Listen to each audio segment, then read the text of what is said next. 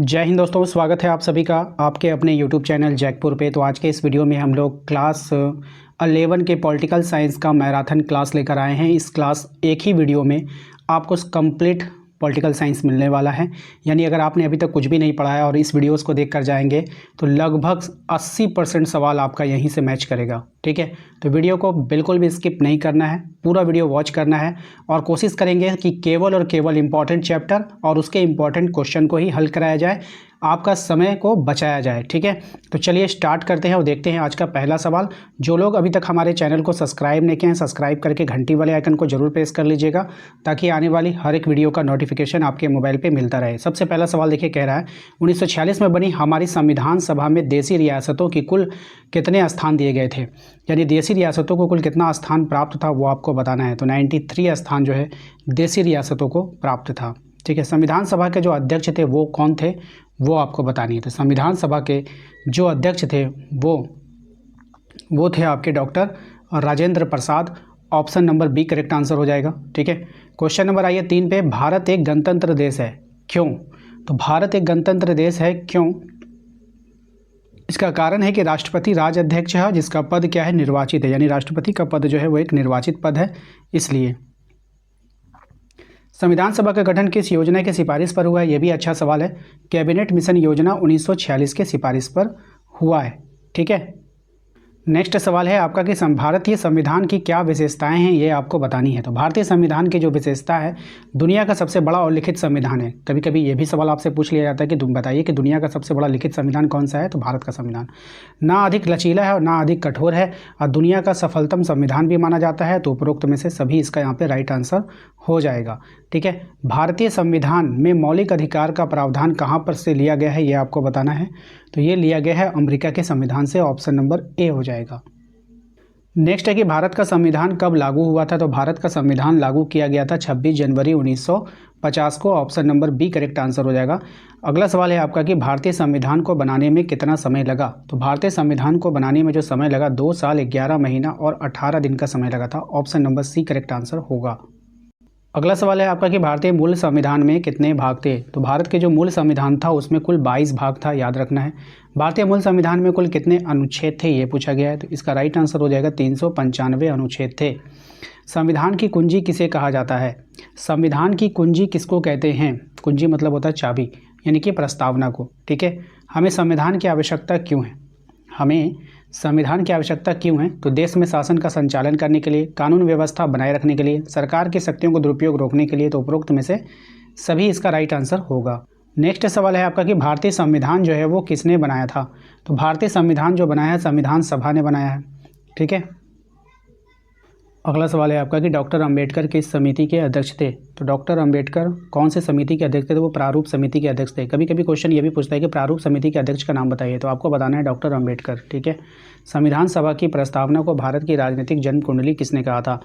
तो इसको कहा था के.एम. मुंशी ने। किसने कहा था, के.एम. मुंशी ने कहा था। किसने कहा कि भारतीय संविधान वकीलों का स्वर्ग है, ये बात कहा था प्रोफेसर आइवर जेनिंग्स ने। नेक्स्ट है आपका कि किस देश के संविधान में सर्वप्रथम मौलिक अधिकारों का समावेश किया गया था। कौन से देश के संविधान में। तो अमेरिका की। अमेरिका के संविधान में सबसे पहले जो है मौलिक अधिकारों को शामिल किया गया। कह रहा है कि संविधान के द्वारा नागरिकों को प्रदत्त मूल अधिकारों की संख्या कितनी है। ठीक है, कितनी है ये पूछा है। तो 6 है, पहले 7 था। ठीक है, ध्यान रखना है। संपत्ति के अधिकार अब क्या है आपको ये बताना है। तो संपत्ति का जो अधिकार है वो अब कानूनी अधिकार है। याद रखिएगा, संपत्ति का जो अधिकार है वो एक कानूनी अधिकार है। इसके बाद जो हमारा इंपॉर्टेंट सवाल है वो है भारतीय संविधान में नीति निर्देशक तत्व जो है वो किस देश के संविधान से लिया गया है। ये भी सवाल काफ़ी अच्छा सवाल है और एग्ज़ाम में आता है। तो ये हो जाएगा आपका आयरलैंड के संविधान से लिया गया है। ठीक है, भारतीय संविधान के किस अनुच्छेद में नीति निर्देशक तत्वों का वर्णन किया गया है। तो नीति निर्देशक तत्व जो है 36 से 51 में है। ठीक है, 36 से 51 में है, आपको बतानी है। नेहरू समिति ने अधिकारों की घोषणा पत्र वर्ष किस वर्ष जो है वो प्रस्तुत किया था। तो ये किया था 1928 में। किस वर्ष भारतीय संविधान में धर्मनिरपेक्षता का समावेश किया गया। तो ये समय से हुआ था 1976 में। ये भी सवाल इंपॉर्टेंट है, ध्यान रखना है। नेक्स्ट जो इंपॉर्टेंट सवाल है वो है राष्ट्रीय मानव अधिकार आयोग का गठन कब किया गया था। तो राष्ट्रीय मानव अधिकार आयोग का जो गठन किया गया 1993 में किया गया था। संविधान के मौलिक अधिकारों का संरक्षक किसे बनाया गया है। संविधान के मौलिक अधिकारों का संरक्षक न्यायपालिका को बनाया गया है। ठीक है, नेक्स्ट और इम्पॉर्टेंट सवाल है आपका कि भारतीय संविधान के किस भाग को मैग्ना कार्टा कहा जाता है। तो भारतीय संविधान के भाग 3 को मैग्ना कार्टा कहते हैं। ठीक है। शिक्षा का अधिकार भारतीय संविधान के किस अनुच्छेद में वर्णित है, ये आपको बतानी है। तो ये अनुच्छेद 21A में वर्णित है। इसके बाद है आपका अस्पृश्यता का अंत भारतीय संविधान के किस अनुच्छेद में वर्णित है। मोस्ट इंपॉर्टेंट रहेगा आपके एग्जाम के लिए। तो ये है आपका अनुच्छेद 17 में। ठीक है। नेक्स्ट है आपका कि निम्नलिखित में से कौन सा प्रत्यक्ष लोकतंत्र के सबसे नज़दीक बैठता है। तो प्रत्यक्ष लोकतंत्र के सबसे नज़दीक कौन बैठता है आपको बतानी है यहाँ पर। तो इसका राइट आंसर हो जाएगा ग्राम सभा के द्वारा लिया गया जो निर्णय होता है वो लोकतंत्र के सबसे नज़दीक बैठता है। इनमें से कौन सा कार्य चुनाव आयोग नहीं करता है ये बतानी है आपको। तो यहाँ पर पंचायत के चुनाव का पर्यवेक्षण जो है वो चुनाव आयोग नहीं करता है। महिला प्रतिनिधित्व का समर्थन किसने किया। तो महिला प्रतिनिधित्व का जो समर्थन किया है वो किसने किया है, अरस्तु ने किया है। ठीक है।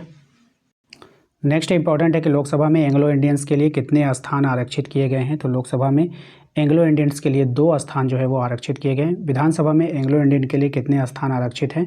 तो विधानसभा में जो है ये 1 स्थान जो है वो आरक्षित किया गया है। नेक्स्ट सवाल है कि एक व्यक्ति राष्ट्रपति के लिए अधिकतम कितनी बार निर्वाचित हो सकता है। तो एक व्यक्ति राष्ट्रपति के लिए कितनी भी बार निर्वाचित हो सकता है, इसकी कोई भी समय सीमा नहीं है। ठीक है। एक व्यक्ति को एक वोट सिद्धांत किससे संबंधित है। एक व्यक्ति एक वोट का जो सिद्धांत संबंधित है वो राजनीतिक समानता से संबंधित है। भारत के मुख्य निर्वाचन आयुक्त को हटाने की शक्ति जो है वो किसे प्राप्त है। तो ये शक्ति जो है संसद के पास प्राप्त है। मत देने का अधिकार किस प्रकार का अधिकार है, ये सवाल एग्जाम में कई बार रिपीट हुआ है, ध्यान रखिएगा। मत देने का जो अधिकार होता है वो राजनीतिक अधिकार होता है। Option number C correct answer होगा। राज्य के चुनाव आयुक्त की नियुक्ति कौन करता है। तो राज्य के चुनाव आयुक्त की जो नियुक्ति करेगा वो कौन करेगा। तो राज्य के चुनाव आयुक्त की नियुक्ति करेगा राज्यपाल। कौन करेगा, राज्यपाल करेगा। इसका ध्यान रखना है। ठीक है। किस संवैधानिक संशोधन के द्वारा भारत में मताधिकार की आयु 21 साल से घटाकर 18 वर्ष कर दिया गया। यानी कि वोट देने का जो पहले अधिकार था वो 21 साल के लोग ही वोट दे पाते थे, लेकिन बाद में इसको घटा करके 18 कर दिया गया। तो किस संविधान संशोधन के द्वारा किया गया ये आपको यहाँ पे बतानी है। तो 61वें संविधान संशोधन के द्वारा ये किया गया था। भारतीय संविधान का प्रहरी संरक्षक किसे माना जाता है। तो भारतीय संविधान का प्रहरी या और संरक्षक जो माना जाता है वो सर्वोच्च न्यायालय को माना जाता है। अल्पसंख्यकों के प्रतिनिधित्व किस आधार पर दिया जाता है। तो अल्पसंख्यकों का जो प्रतिनिधित्व होता है वो धर्म, संस्कृति और भाषा के आधार पर दिया जाता है। लोकसभा के सांसद बनने की जो न्यूनतम आयु है ये मोस्ट इंपॉर्टेंट है, ध्यान रखना है। इसकी न्यूनतम आयु 25 वर्ष होती है। और विधानसभा के सदस्य बनने की जो न्यूनतम आयु है वो आपको बतानी है। तो ये भी आपका क्या हो जाता है, 25 वर्ष हो जाता है। राज्यसभा और विधान परिषद के सदस्य बनने की न्यूनतम आयु कितनी है। तो इसका राइट आंसर हो जाएगा आपका 30 वर्ष। सभी इंपॉर्टेंट है, याद रखिएगा। राष्ट्रपति के चुनाव में भाग लेने वाले उम्मीदवार की न्यूनतम आयु कितनी होनी चाहिए। अगर कोई राष्ट्रपति बनना चाहेगा तो वो कितने साल का होगा, तो बनेगा तो 35 वर्ष। ठीक है। राष्ट्रगान, राष्ट्रध्वज या संविधान का निरादर करने पर कोई व्यक्ति कितने वर्ष तक चुनाव नहीं लड़ सकता है। यानी कि अगर कोई इसका अपमान करेगा तो कितने साल तक वो चुनाव नहीं लड़ सकेगा। तो 6 साल तक वो चुनाव नहीं लड़ सकेगा। मतों का गिना नहीं बल्कि तोला जाए, ये फॉर्मूला किस प्रतिनिधि प्रणाली पर लागू होता है। तो ये होता है अनुपातिक प्रतिनिधित्व प्रणाली पर। ठीक है। नेक्स्ट है आपका कि अप्रत्यक्ष चुनाव प्रणाली के अंतर्गत मतदाता जो है वो किसका चुनाव करते हैं। तो ये मतदाता जो है उन निर्वाचकों को चुनते हैं जिनके मतों से उम्मीदवार को चुना जाता है। अगला सवाल है आपका कि भारत में किस प्रकार की कार्यपालिका है, आपको ये बतानी है। तो भारत में जो है वो संसदीय कार्यपालिका है। जर्मनी में सरकार का प्रधान कौन होता है। तो जर्मनी में सरकार का प्रधान जो होता है वो चांसलर होता है। संघीय मंत्री परिषद का अध्यक्ष कौन होता है। तो संघीय मंत्री परिषद का अध्यक्ष प्रधानमंत्री होगा। राष्ट्रपति को महाभियोग की प्रक्रिया द्वारा हटा सकता है, कौन हटा सकता है। तो संसद जो है राष्ट्रपति को महाभियोग लगा करके हटा सकता है। संसदीय शासन व्यवस्था में वास्तविक शक्ति जो निहित होती है वो किसके पास होती है। तो मंत्री परिषद और प्रधानमंत्री के पास होती है। भारतीय कार्यपालिका का पॉकेट वीटो किसके पास होता है। तो भारतीय कार्यपालिका का पॉकेट वीटो राष्ट्रपति के पास होता है। राष्ट्रपति द्वारा राज्यसभा में कितने सदस्यों को मनोनीत किया जाता है। तो ये 12 सदस्यों को मनोनीत कर सकता है। भारतीय सैन्य बल का प्रधान कौन होता है, आपको ये बतानी है। तो भारतीय सैन्य बल का प्रधान राष्ट्रपति होगा। कौन होगा, राष्ट्रपति होगा। राज्यसभा का सभापति कौन होता है, ये बताना है। तो राज्यसभा का जो सभापति होता है वो उपराष्ट्रपति होता है। ये बात आप ध्यान से समझेंगे। भारतीय प्रशासनिक सेवा तथा प्रशासनिक पुलिस सेवा के लिए उम्मीदवार का चयन कौन करेगा। तो इसके लिए जो उम्मीदवार का चयन करता है संघ लोक सेवा आयोग करेगा। ऑप्शन नंबर ए होगा। राष्ट्रपति शासन किस अनुच्छेद के अंतर्गत राज्यों में लागू होता है। तो राष्ट्रपति शासन 356 के तहत जो है राज्यों में लागू होता है। राष्ट्रपति पद के लिए न्यूनतम निर्धारित आयु क्या है? तो 35 वर्ष, याद रहेगा सबको। 35 साल उम्र रहेगा तभी आप राष्ट्रपति को चुनाव लड़ सकते हैं। उपराष्ट्रपति का कार्यकाल कितने वर्षों का होता है, यानी वो कितने साल तक जॉब पे रहता है? तो ये हो जाएगा आपका 5 वर्षों तक। जापान में संसदीय प्रणाली जिसमें राज्य का प्रमुख होता है, तो ये होता है आपका सम्राट। कौन होता है? सम्राट। संसदीय कार्यपालिका में मंत्री परिषद किसके प्रति उत्तरदायी होता है? तो संसदीय कार्यपालिका में जो मंत्री परिषद होता है वो जो होगा लोकसभा के प्रति जो है वो उत्तरदायी होता है। ठीक है। नेक्स्ट इंपॉर्टेंट है आपका, राष्ट्रपति और संसद के बीच सेतु का काम कौन करता है? तो राष्ट्रपति और संसद के बीच सेतु का जो काम करेगा वो प्रधानमंत्री करता है। कौन करता है? प्रधानमंत्री करता है। निम्नलिखित में से कौन भारत के राष्ट्रपति का चुनाव करता है? तो भारत के राष्ट्रपति का जो चुनाव करेगा लोकसभा, राज्यसभा और विधानसभा के सदस्य करते हैं। मोस्ट इंपॉर्टेंट है, ध्यान रखना है। नेक्स्ट और इम्पॉर्टेंट है आपका, जनता और सरकार के बीच कड़ी का कार्य कौन करता है? तो जनता और सरकार के बीच जो कड़ी का कार्य करेगा वो संसद करेगा, न्यायपालिका या सरकारी अधिकारी करेगा? कौन करता है? तो ये सरकारी अधिकारी जो होते हैं वो करते हैं। अमेरिका में किस प्रकार की शासन व्यवस्था है ये आपको बतानी है। तो अमेरिका में जो शासन व्यवस्था है वो है आपका अध्यक्षात्मक शासन व्यवस्था है। नेक्स्ट और इम्पॉर्टेंट है आपका कि राज्यों में राज्यपाल की नियुक्ति कौन करता है? तो राज्यों में राज्यपाल की नियुक्ति राष्ट्रपति करता है। संविधान निर्माता किस प्रकार की कार्यपालिका चाहते थे? तो संविधान निर्माता जो थे वो शक्तिशाली कार्यपालिका चाहते थे। नेक्स्ट है आपका कि कार्यपालिका का क्या अर्थ होता है?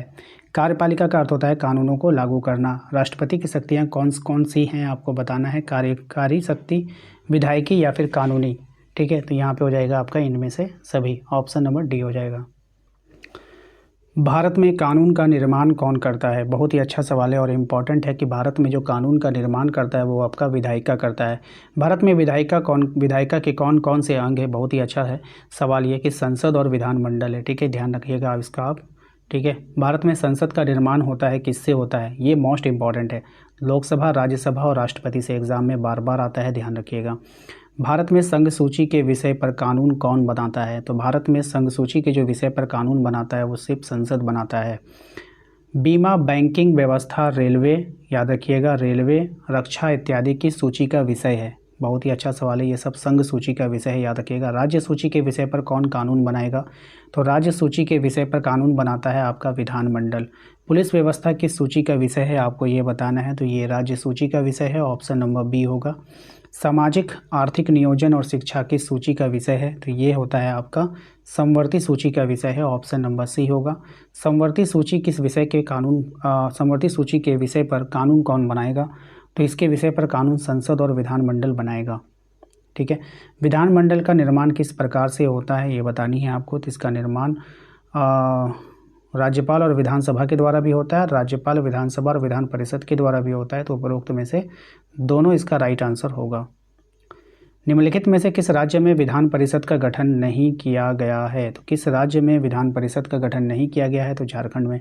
निम्नलिखित में से किस राज्य में विधान परिषद है आपको बताना है। कौन से राज्य में है? तो महाराष्ट्र में है। झारखंड में विधानमंडल के कितने सदन वाला है? तो झारखंड में जो विधानमंडल है ये 1 सदन वाला है। झारखंड में विधानसभा में सीटों की संख्या कितनी है? तो झारखंड में विधानसभा में सीटों की संख्या 81 है। झारखंड में राज्यसभा में सीटों की संख्या, कुल संख्या कितनी है ये बतानी है आपको। तो राज्यसभा में जो सीटों की जो संख्या है वो है आपका 6। झारखंड में लोकसभा में सीटों की कुल संख्या कितनी है? तो झारखंड के लोकसभा में सीटों की संख्या है 14। ठीक है, लोकसभा के कितने सदस्य जनता द्वारा चुने जाते हैं? तो लोकसभा के जो कुल सदस्य हैं वो 543 सदस्य जो जनता द्वारा चुने जाते हैं। वर्तमान में भारत में राज्यसभा के कुल कितने सीट हैं आपको ये बतानी है। तो राज्यसभा के कुल 245 सीट हैं। राष्ट्रपति के द्वारा राज्यसभा के कितने सदस्यों को मनोनीत किया जाता है? तो ये किया जाता है 12 सदस्यों को। लोकसभा का गठन करने एवं भंग करने का जो अधिकार है वो किसको प्राप्त है ये बतानी है। तो ये अधिकार प्राप्त है आपका राष्ट्रपति को। लोकसभा के सदस्य चुने जाने के लिए न्यूनतम आयु कितनी होनी चाहिए? तो इसकी जो न्यूनतम आयु होनी चाहिए वो 25 वर्ष होनी चाहिए। लोकसभा के कार्यवाही का संचालन कौन करता है? तो लोकसभा के कार्यवाही का जो संचालन करेगा वो करेगा लोकसभा अध्यक्ष, ऑप्शन नंबर सी। लोकसभा का एक वर्ष में कम से कम कितनी बैठक होना अनिवार्य है? तो ये बैठक अनिवार्य 2 बैठक होना जो है अनिवार्य होता है। नेक्स्ट और इम्पॉर्टेंट है आपका कि लोकसभा का प्रथम अध्यक्ष कौन था, आपको ये बताना है। तो लोकसभा का जो प्रथम अध्यक्ष था गणेश वासुदेव मावलंकर, कभी कभी इसको जीवी मावलंकर भी बोला जाता है, तो याद रखिएगा। लोकसभा की प्रथम महिला अध्यक्ष कौन थी, ये बताना है आपको। तो लोकसभा की जो प्रथम महिला अध्यक्ष थी वो थी मीरा कुमार, ध्यान रखना है। लोकसभा का गठन राष्ट्रपति के द्वारा कितने वर्ष के लिए किया जाता है, तो लोकसभा का गठन राष्ट्रपति के द्वारा 5 वर्षों के लिए किया जाता है। लोकसभा का प्रतिनिधित्व कौन करता है, तो लोकसभा का जो प्रतिनिधित्व करता है वो है लोकसभा प्रतिनिधित्व करता है किसका, तो जनता का प्रतिनिधित्व करता है। इसके बाद इम्पॉर्टेंट सवाल है कि लोकसभा और राज्यसभा का जो संयुक्त बैठक है वो कौन बुलाता है, तो लोकसभा और राज्यसभा का जो संयुक्त बैठक है वो राष्ट्रपति बुलाता है, ध्यान रखिएगा, ठीक है। उसके बाद इम्पॉर्टेंट है कि लोकसभा और राज्यसभा के संयुक्त बैठक की अध्यक्षता कौन करेगा, राष्ट्रपति बुलाता है और इसकी अध्यक्षता कौन करता है, तो लोकसभा अध्यक्ष करता है। कौन करेगा, लोकसभा अध्यक्ष करेगा, ठीक है। अच्छा, लोकसभा जो है वो कैसा सदन होता है आपको बतानी है। तो लोकसभा जो सदन होता है वो आपका प्रथम सदन होता है। राज्यसभा कौन सा सदन होता है, तो राज्यसभा जो सदन होता है वो उच्च सदन और द्वितीय सदन दोनों होता है, ठीक है, ध्यान रखना है। अच्छा, लोकसभा का प्रतिनिधित्व कौन करता है, तो या प्रतिनिधित्व करता है लोकसभा किसका, ये बतानी है। तो ये जनता का प्रतिनिधित्व करेगा। इसके बाद इम्पॉर्टेंट है आपके लिए कि संसद किसकी अनुमति से राज्य सूची के विषय पर कानून बना सकता है, तो किसकी अनुमति से बनाता है ये आपको बतानी है। तो राज्यसभा की अनुमति से बना सकता है। राष्ट्रपति को हटाने का प्रस्ताव किस सदन के द्वारा लाया जाता है, तो राष्ट्रपति को हटाने का प्रस्ताव राज्यसभा के द्वारा लाया जाता है। धन विधेयक सबसे पहले किस सदन में प्रस्तुत किया जाता है, तो धन विधेयक जो है वो प्रस्तुत किया जाता है लोकसभा के द्वारा, ऑप्शन नंबर ए हो जाएगा। केंद्रीय मंत्रिपरिषद सामूहिक रूप से किसके प्रति उत्तरदायी होता है, तो ये जो है आपका लोकसभा के प्रति उत्तरदायी होता है, ठीक है, तो इसको ध्यान में रखिएगा आप लोग। इम्पॉर्टेंट रहेगा आपके लिए क्वेश्चन नंबर 43, राष्ट्रपति अपना त्यागपत्र किसे सौंपता है, यानी राष्ट्रपति जब अपना रिटायरमेंट देगा वो किसको दे सकता है, यानी कि अपना पद से वो इस्तीफा देगा अगर, तो वो अपना त्यागपत्र किसको सौंपेगा, तो वो अपना जो त्यागपत्र सौंपेगा वो उपराष्ट्रपति को सौंपेगा। उपराष्ट्रपति अपना त्यागपत्र किसे सौंपता है, तो उपराष्ट्रपति अपना त्यागपत्र सौंपेगा राष्ट्रपति को। राष्ट्रपति बनने के लिए न्यूनतम आयु कितनी होनी चाहिए, तो राष्ट्रपति बनने के लिए जो न्यूनतम आयु होनी चाहिए वो होनी चाहिए 35 वर्ष। उपराष्ट्रपति बनने के लिए न्यूनतम आयु कितनी होनी चाहिए, तो ये भी आपका 35 वर्ष होनी चाहिए। याद रखिएगा, चाहे आप राष्ट्रपति बने चाहे आप उपराष्ट्रपति बने, आपकी उम्र 35 वर्ष होनी चाहिए। नेक्स्ट और इम्पॉर्टेंट है आपका कि प्रधानमंत्री को कौन नियुक्त करता है, तो प्रधानमंत्री को नियुक्त करेगा आपका राष्ट्रपति। कौन नियुक्त करेगा, राष्ट्रपति नियुक्त करेगा, ठीक है। उसके बाद केंद्रीय मंत्रिपरिषद के विभागों का बंटवारा कौन करता है, तो केंद्रीय मंत्रिपरिषद के विभागों का बंटवारा प्रधानमंत्री करता है। कौन करता है, प्रधानमंत्री करता है। आइए नेक्स्ट और इम्पॉर्टेंट सवाल है, विश्व में सर्वप्रथम किस देश में संघात्मक शासन की स्थापना हुई थी, तो विश्व में सर्वप्रथम संयुक्त राज्य अमेरिका में संघात्मक शासन की व्यवस्था की गई थी। संविधान के प्रावधान के अनुसार भारत को क्या कहा गया है, तो संविधान के प्रावधान के अनुसार इसको राज्यों का संघ कहा गया है। संघ सूची में कुल कितने विषय दिए गए हैं आपको ये बतानी है, तो संघ सूची में कुल 100 विषय दिए गए हैं। भारत की संघीय व्यवस्था में अवशिष्ट शक्तियाँ किसके पास है, तो ये है संसद के पास। किसके पास है, संसद के पास है, ठीक है, ध्यान रखिएगा। अगला जो इंपॉर्टेंट है वो है आपका क्वेश्चन नंबर 6, समवर्ती सूची में कितने विषयों का उल्लेख किया गया है, तो समवर्ती सूची में 52 विषयों का उल्लेख किया गया है। विश्व में कौन सा देश साथ आकर संघ बनाने की पद्धति पर गठित है, तो अमेरिका, ऑस्ट्रेलिया और स्विट्जरलैंड तीनों है, ठीक है, ध्यान रखिएगा। केंद्र शासित प्रदेशों पर कौन शासन करता है ये बताना है। अगर केंद्र शासित प्रदेश है तो उसमें संघ सरकार जो है वो शासन करती है। नेक्स्ट इंपॉर्टेंट है कि राज्य सूची में कितने विषय हैं आपको ये बतानी है, तो राज्य सूची में जो विषय हैं कुल 61 विषय हैं। भारतीय संविधान में कितनी भाषाओं को 8वीं अनुसूची में रखा गया है, तो भारतीय संविधान के कुल 22 भाषाओं को 8वीं अनुसूची में रखा गया है। मोस्ट इंपॉर्टेंट सवाल है, ध्यान रखिएगा। राज्य पुनर्गठन आयोग की रिपोर्ट किस वर्ष लागू की गई थी, इंपॉर्टेंट सवाल है, ध्यान रखना है आप सभी को, 1956 में। निम्न में से किन सूचियों की चर्चा भारत के संविधान में है, तो कौन सी सूचियों की चर्चा, संघ सूची, राज्य सूची और समवर्ती सूची, तो उपयुक्त में से सभी इसका राइट आंसर हो जाएगा। किसने कहा कि हम संविधान के संघ का नहीं बल्कि यूनियन शब्द का प्रयोग किया गया है, किसने कहा कि हम संविधान में संघ का नहीं बल्कि यूनियन शब्द का प्रयोग किया है, ये बात किसने कही थी आपको बतानी है, तो ये बात कहा था डॉक्टर भीमराव अंबेडकर ने। सरकारिया आयोग संबंधित किससे है, मोस्ट इंपॉर्टेंट सवाल है, ये केंद्र राज्य से संबंध से है, ठीक है। शिक्षा किस सूची के अंतर्गत आता है, वेरी इंपॉर्टेंट सवाल है, तो शिक्षा जो आता है वो समवर्ती सूची के अंतर्गत आता है। किसने कहा कि भारतीय संविधान अर्ध संघात्मक है, तो ये कहा था किसने, आपको बताना है, तो केसी व्हीलर ने कहा था। ठीक है। नेक्स्ट इंपॉर्टेंट सवाल है आपके लिए कि पंचायती राज्य विषय है किसका है, तो पंचायती राज्य विषय है राज्य सूची का है। भूमि सुधार किस सूची के अंतर्गत आता है, तो भूमि सुधार आता है राज्य सूची के अंतर्गत आता है। ठीक है। केंद्र और राज्य संबंध विवाद का एक कारण रहा है, क्या रहा है ये आपको बताना है, तो राज्यपाल का जो पद होता है ये रहा है। रेलवे भारत के संविधान के किस सूची के अंतर्गत आता है, आपको बताना है, तो रेलवे केंद्रीय सूची यानी कि संघ सूची के अंतर्गत आता है। भारत में संघ केंद्र शासित प्रदेश का प्रशासन होता है। ठीक है। तो ये होता है राष्ट्रपति के द्वारा। भारत में निर्वाचन आयोग को किस सूची में रखा गया है, तो भारत में निर्वाचन आयोग को संघ सूची में रखा गया है। ऑप्शन नंबर बी हो जाएगा। क्षेत्रीय परिषदों की स्थापना भारत में कब की गई थी, तो क्षेत्रीय परिषदों की जो स्थापना की गई वो की गई थी 1956 में। वित्त आयोग का वर्णन किस अनुच्छेद के अंतर्गत किया गया है, तो वित्त आयोग का जो वर्णन किया गया है वो अनुच्छेद 280 में किया गया है। नीति आयोग का गठन कब किया गया था, मोस्ट इंपॉर्टेंट सवाल रहेगा आपके एग्जाम के लिए। तो नीति आयोग का गठन 1 जनवरी 2015 को किया गया था और योजना आयोग का नाम बदल करके नीति आयोग किया गया था। कभी कभी ये भी पूछ लेगा कि योजना आयोग का नाम बदल कर क्या किया गया, तो नीति आयोग। ठीक है। और नीति आयोग के पहले इसका नाम था योजना आयोग, तो याद रखिएगा। नेक्स्ट आपके कि बलवंत राय मेहता समिति संबंधित किससे है, आपको ये बतानी है, तो ये पंचायती राज्य से संबंधित है। इंपॉर्टेंट सवाल है। स्थानीय शासन किसे कहते हैं, आपको बताना है, तो स्थानीय शासन गांव और जिला स्तर के शासन को स्थानीय शासन कहा जाता है। इसके बाद जो इम्पॉर्टेंट है सवाल है, पंचायती राज्य का जो कार्यकाल होता है वो कितने वर्षों का होता है, तो पंचायती राज्य का कार्यकाल 5 वर्षों का होता है। ध्यान रखना है। पंचायत चुनाव में महिलाओं को कम से कम कितने प्रतिशत सीटें जो है वो आरक्षित की गई है, आपको ये बताना है, तो यहाँ पर 33% सीटें जो है वो आरक्षित की गई है। 73वां संविधान संशोधन जो है वो संबंधित है, किससे संबंधित है, तो ये संबंधित है आपका पंचायती राज्य से संबंधित है। ध्यान रखिएगा। स्थानीय स्वशासन को किसने ग्राम स्वराज्य का नाम दिया था, तो स्थानीय स्वशासन को महात्मा गांधी ने ग्राम स्वराज्य का नाम दिया था। भारत में पहली बार पंचायती राज्य कब लागू किया गया था, तो भारत में पहली बार 1959 में ये लागू किया गया था। ठीक है। नेक्स्ट और इम्पॉर्टेंट सवाल है कि नगर निगम निर्वाचित का अध्यक्ष होते हैं, कौन होते हैं, आपको ये बताना है, तो महापौर। नगर निगम का क्या होता है, महापौर होता है और नगर पालिका का अध्यक्ष होता है। तो इस बात का ध्यान रखिएगा। नेक्स्ट और इम्पॉर्टेंट सवाल है कि पंचायती राज्य दिवस कब मनाया जाता है। आपका जो पंचायती राज्य दिवस मनाया जाता है वो मनाया जाता है आपका 24 अप्रैल को। कब मनाते हैं, 24 अप्रैल को मनाते हैं। किस योजना के तहत संविधान सभा का गठन किया गया था, बहुत ही अच्छा सवाल है और एग्जाम में पूछा जाता है कि कैबिनेट मिशन योजना के तहत जो है संविधान सभा का गठन किया गया था। संविधान सभा की पहली बैठक कब हुई थी, मोस्ट इंपॉर्टेंट सवाल है। संविधान सभा की पहली बैठक 9 दिसंबर 1946 को हुई थी। संविधान सभा के अस्थायी अध्यक्ष कौन थे, बहुत ही अच्छा सवाल है, एग्जाम में आता है। तो संविधान सभा के अस्थायी अध्यक्ष डॉक्टर सच्चिदानंद सिन्हा थे। संविधान सभा के अस्थायी अध्यक्ष कौन थे, तो संविधान सभा के जो अस्थायी अध्यक्ष थे वो थे आपके राजेंद्र प्रसाद। ठीक है। ठीक है। तो देखिए कोई याद रखना कि जब कोई अस्थाई काम होता है तो हम लोग क्या करते हैं, प्रसाद बांटते हैं। भाई मेरा अस्थाई काम हो गया, मेरा अस्थाई घर बन गया, लो प्रसाद ले लो। ठीक है। मेरा अस्थाई नौकरी लग गया, लो प्रसाद ले लो।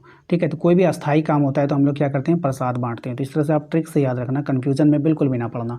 संविधान सभा के संवैधानिक सलाहकार कौन थे, संविधान सभा के संवैधानिक सलाहकार थे BN राव। याद रखिएगा कौन थे, BN राव थे। संविधान सभा के सामने उद्देश्य प्रस्ताव किसने प्रस्तुत किया था, तो संविधान सभा के सामने उद्देश्य प्रस्ताव जवाहरलाल नेहरू ने किया था। और अभी तक आप लोगों ने हमारा हिस्ट्री का मैराथन नहीं देखा है तो चैनल के सबसे ऊपर में आपको वीडियो दिख जाएगा हिस्ट्री का मैराथन। लगभग 1.5-2 लाख स्टूडेंट्स ने उसको देख लिया है, उसको जाकर आप लोग जरूर देख लेना। केवल एक वीडियो में आपका सारा काम हो जाएगा। ठीक है। सबसे ऊपर में ही मैंने उसको सेट करके रखा है तो उसको जाकर जरूर देखिएगा। 2 लाख बच्चे अभी तक उसको देख चुके हैं, आप लोग भी जाकर जरूर देखिएगा। काफ़ी फ़ायदा उठाए हैं बच्चों लोगों ने, तो आप लोग भी उठाइएगा। ठीक है। नेक्स्ट जो इंपॉर्टेंट है, संविधान सभा के प्रारूप समिति के अध्यक्ष कौन थे, ये भी सवाल बार बार पूछा जाता है। तो इसके जो अध्यक्ष थे वो थे भीमराव अम्बेडकर। प्रारूप का मतलब होता है रूपरेखा तैयार करना। ठीक है। तो वो तो अम्बेडकर जी होंगे। ठीक है। अगला सवाल है आपका कि भारत का संविधान कब बनकर तैयार हो गया था। तो भारत का जो संविधान बनकर तैयार हुआ 26 नवंबर 1949 को। देखिए लागू नहीं पूछा है, लागू यहाँ पे भारत का संविधान जो है कब लागू हुआ था, तो भारत का संविधान लागू हुआ था आपका 26 जनवरी 1950 को। ठीक है। ध्यान रखिएगा। भारतीय संविधान कैसा संविधान है, आपको ये बतानी है। तो ये जो है लचीला भी है और कठोर भी है। ठीक है।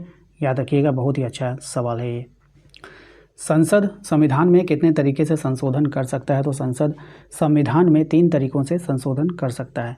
52वां संविधान संशोधन 1985 का संबंध किससे है? तो 52वां संविधान संशोधन 1985 का संबंध दल बदल निरोधक कानून से है। ठीक है, याद रखिएगा, ये सब जो जो इंपॉर्टेंट है मैं वो करा रहा हूँ, फालतू के सवाल मैं बिल्कुल भी नहीं करवा रहा हूँ। ठीक है, किस संविधान संशोधन को मिनी संविधान के उपनाम से जाना जाता है? देखिए कितना इंपॉर्टेंट सवाल है।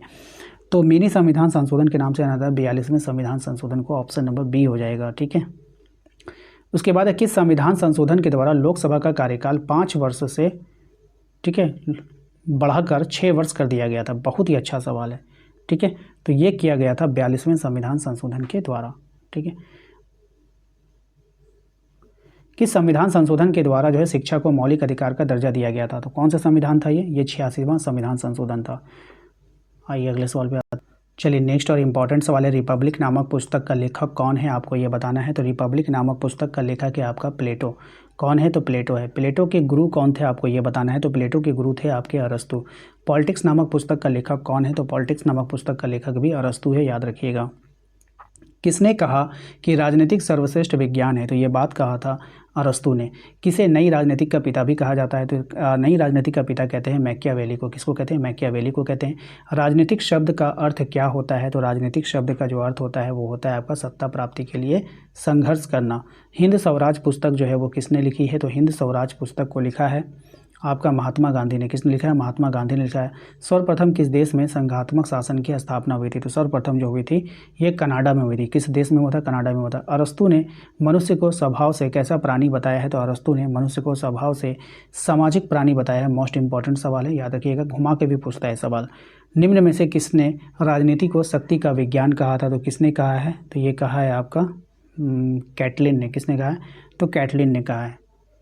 इसके बाद इंपॉर्टेंट सवाल है कि power is a politics concept किसकी रचना है? आपको बतानी है। तो ये रचना है मुसोलिनी की रचना है। किसने कहा राज्य एक प्राकृतिक संस्था है? तो ये बात कहा था अरस्तु ने। किसने कहा है? अरस्तु ने। किसके अनुसार इतिहास जड़ है और राजनीति क्या है? फल है। ये किसके अनुसार है? तो सील के अनुसार, याद रखिएगा, किसके अनुसार? सील के अनुसार। हॉब्स को किस रूप में जाना जाता है? तो हॉब्स को जो जाना जाता है वो राजनीतिक दार्शनिक के रूप में जाना जाता है। नेक्स्ट और इम्पॉर्टेंट है आपका राजनीतिक विज्ञान का जनक कौन है? तो राजनीतिक विज्ञान का जो जनक है वो है आपका अरस्तु। राजनीतिक विज्ञान का जनक कौन है? तो अरस्तु है। नेक्स्ट है आपका कि नेल्सन मंडेला जो है वो किस देश के थे? आपको बतानी है। तो नेल्सन मंडेला दक्षिण अफ्रीका के थे। मोस्ट इंपॉर्टेंट है। लॉन्ग वॉक टू फ्रीडम किसकी आत्मकथा है? तो long walk to freedom Nelson Mandela की जो है आत्मकथा है। नेल्सन मंडेला कितने वर्षों तक जेल में रहे थे? तो नेल्सन मंडेला जो थे वो 28 वर्षों तक जेल में रहे थे। ठीक है। आंग सान सू की किस देश की रहने वाली है? तो आंग सान सू जो है वो रहने वाली है म्यांमार की। फ्रीडम फ्रॉम फियर किसकी पुस्तक है? ये आपको बतानी है। तो ये पुस्तक आंग सान सू की पुस्तक है।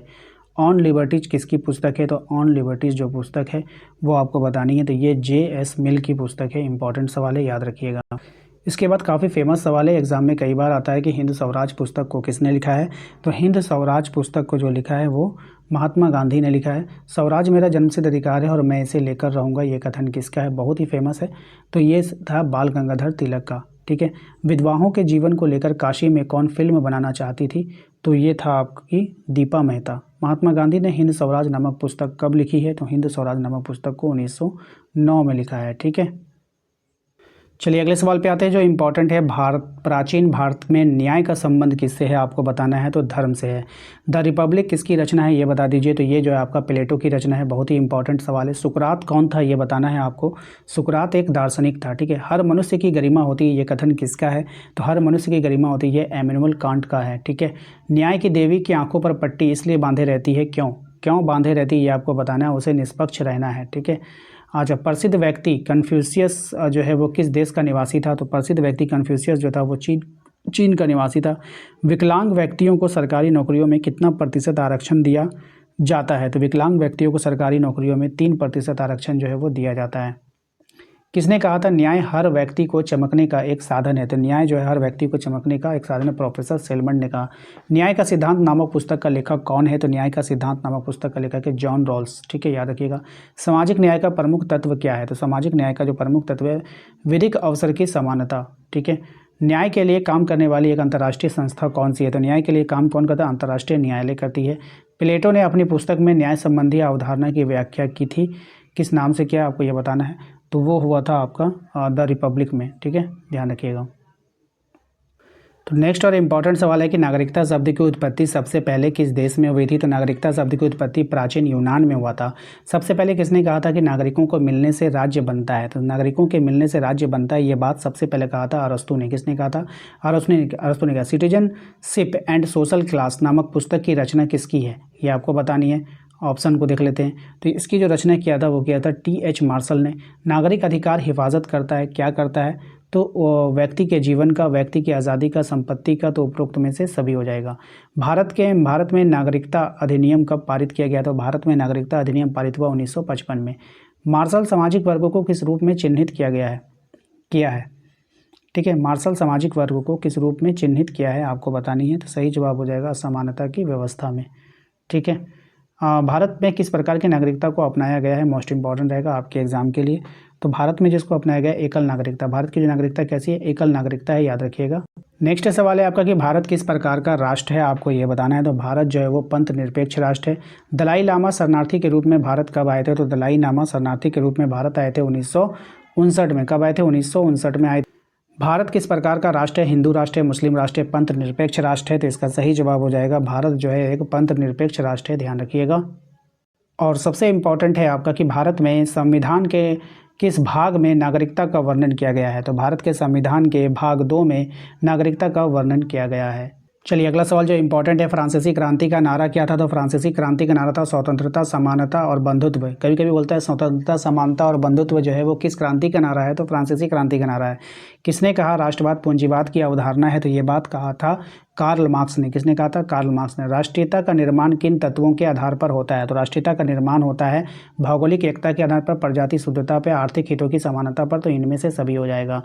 भारत में राष्ट्रवाद का उदय कब हुआ था? तो भारत में जो राष्ट्रवाद का उदय हुआ था वो हुआ था 19वीं शताब्दी में। एक संस्कृति एक राज्य की मांग सबसे पहले कहाँ उठा? तो एक संस्कृति एक राज्य की मांग उठा था सबसे पहले यूरोप में। ठीक है, ध्यान रखिएगा। अच्छा, ब्रिटेन राष्ट्र में कितनी राष्ट्रीयता सम्मिलित हैं, आपको ये बतानी है। तो ब्रिटेन में जो राष्ट्रीय सम्मिलित हैं वो 4 राष्ट्रीयता सम्मिलित होती है। और ये सवाल काफ़ी इंपॉर्टेंट है, एग्जाम में आता है कि सोवियत संघ का विघटन जो है वो किस वर्ष हुआ था? तो सोवियत संघ का विघटन 1991 में हुआ था। इसको याद रखिएगा आप लोग। इसके बाद मोस्ट इंपॉर्टेंट है आपका कि मैजनी को किस राष्ट्रवाद का पैगंबर कहा जाता है? तो मैजनी को किस राष्ट्रवाद का पैगंबर कहते हैं, आपको बतानी है। तो सही जवाब हो जाएगा आपका रोमनों का। ठीक है, यानी कि रोम का। रोमनो मतलब रोम का। ठीक है, तो इस बात का ध्यान रखिएगा।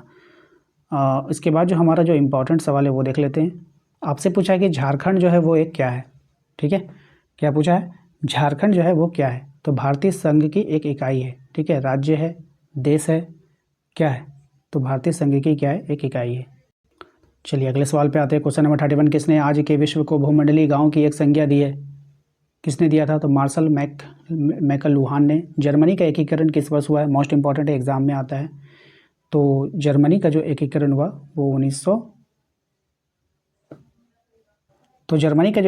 वो 1990 में हुआ था, याद रखिएगा इसका राइट आंसर। तो आशा करते हैं कि आज का ये वीडियो आपको पसंद आया होगा। हिस्ट्री का मैंने 1 शॉट वीडियो चैनल पे अपलोड है, आपने अगर नहीं देखा है तो आप सबसे ऊपर वाले बटन पे, मतलब यूट्यूब चैनल पे जब आप मेरा जाओगे तो सबसे ऊपर में आपको वही वीडियो दिखेगा। ठीक है, हिस्ट्री देख लिए, ये पॉलिटिकल हो गया। ठीक है, और इसके बाद भी आप लोगों का बहुत सारे वीडियोज़ आ रहे हैं, तो चैनल को सब्सक्राइब करके रखना है। और साथ ही साथ आप हमारे दिए गए नंबर पर एक मैसेज करके अपने व्हाट्सअप ग्रुप को जरूर ज्वाइन कर लीजिएगा। वहाँ पर भी मैं आप लोगों को नोट्स उपलब्ध करवा रहा हूँ, जो भी इंपॉर्टेंट होंगे आपको वहाँ पर मिलते जाएंगे। ठीक है, तो चलिए मिलते हैं नेक्स्ट अगले वीडियो में। Thank you.